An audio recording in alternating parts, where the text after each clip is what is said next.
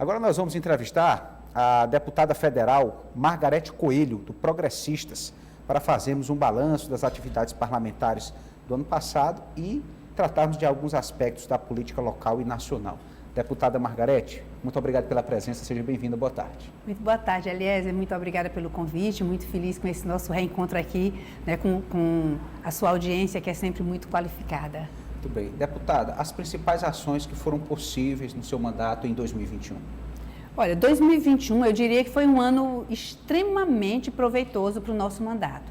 Primeiro, a nossa atuação na Câmara, ela teve um destaque muito grande, um destaque que se refletiu, inclusive, nos prêmios, né, que nós alcançamos, como ficamos entre os 10 parlamentares mais influentes da Câmara, ficamos em 4º lugar em termos de relatoria técnica e de influência na Câmara.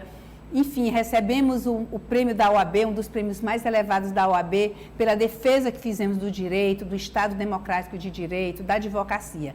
E assim, só para dizer rapidamente, nós conseguimos aprovar a Lei de Defesa do Estado Democrático de Direito. A Lei de Defesa do Estado Democrático de Direito, ela revogou a Lei de Segurança Nacional, que era uma lei arcaica, uma lei antiga, uma lei que ainda punia os inimigos do Estado. Então, era era um desejo, um anseio das gerações passadas e que nós conseguimos agora. Votamos o novo Código Eleitoral, sistematizando toda a legislação, fazendo com que todas as regras do processo eleitoral, do processo partidário, estejam num único documento, de uma forma que dê para o eleitor, para o cidadão comum, ter acesso a essa legislação. Estamos agora também presidindo a reforma do Código de Processo Penal, que também é um documento muito antigo, que a advocacia reivindica tanto. E, fora isso, votamos várias questões de interesse, do interesse nacional, como questões relacionadas às questões tributárias, as questões ligadas à pandemia, enfim, foi um ano extremamente proveitoso.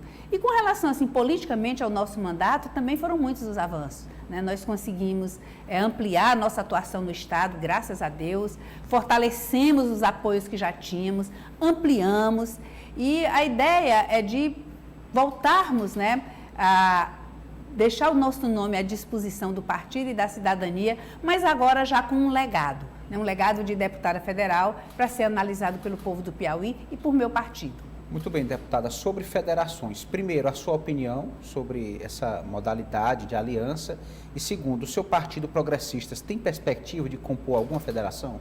Bom, primeiro, a federação, ela, em tese, como a gente vê nos livros, como se entende na ciência política, enfim, ela é extremamente importante. Seria, como nós estamos vivendo um momento em que nós já vimos que essa proliferação de partidos políticos não tem sido bom para a democracia, porque dilui o debate político, enfim, não tem sido bom para a democracia essa quantidade de partidos que sem a menor capacidade de chegar ao poder. Um partido político ele tem que existir para chegar ao poder. Se ele não tem essa capacidade, ele deixa de ter aqueles requisitos que um partido político precisa ter.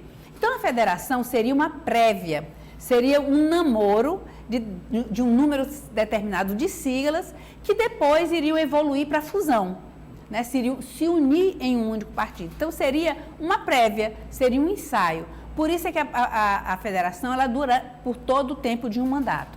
Entretanto, da forma como nós votamos, e mais do que isso, como o TSE regulamentou, ficou extremamente inviável. Não tem possibilidade, diante da autonomia dos partidos políticos, de você fazer uma coligação que dure 4 anos. Quer dizer,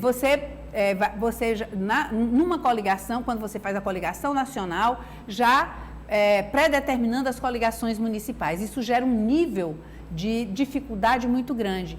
Porque pela nossa história, pelo nosso costume eleitoral, em que a autonomia dos partidos em cada circunscrição, ela é sempre muito forte. Então, e o tempo também, né? O fator do tempo. O tempo, o que aconteceu? Isso já da resolução do TSE, porque o legislador, nós não dissemos qual era o período que os partidos tinham que se reunir para formar a federação. E o que o TSE disse, olha, é o tempo da formação de um partido. Então, já seria agora, em abril, que nós teríamos que estar com essas federações prontas. Os partidos ainda não viram um cenário político, as coisas não estão definidas ainda para ver, então fica muito um salto no escuro para os partidos. Além de outros complicadores, mesmo que as próprias siglas estão vendo, de convivência interna. Como será essa convivência interna, como serão tomadas as decisões, os posicionamentos, porque fidelidade partidária, todas aquelas regras passam a viger. A representação na Câmara, o funcionamento parlamentar, a atividade parlamentar, toda voltada como se fosse um partido e submetida às regras de fidelidade partidária. Então, isso está deixando meio assustados os partidos políticos. O Progressistas deve compor alguma federação? Tem essa perspectiva?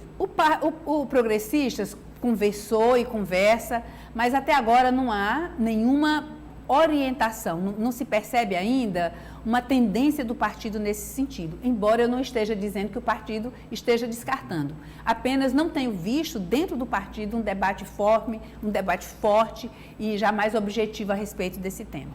Observando a envergadura do partido no Congresso, a presença nos estados, a senhora avaliaria que seria possível, viável, o partido estar só nas eleições proporcionais?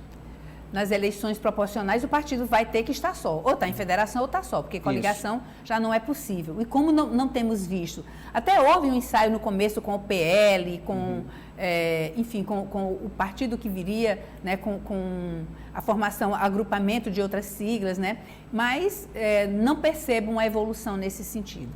Deputada, a respeito da política, a presença, o posicionamento do Progressistas aqui no Piauí. A senhora sempre foi filiada a Progressistas, nunca militou em outra sigla partidária, mas participou de governos do PT, junto com o governador Wellington Dias, e agora se soma a um grupo que tem um discurso de mudança. A coerência, qual é o sentimento que a senhora tem diante desse cenário?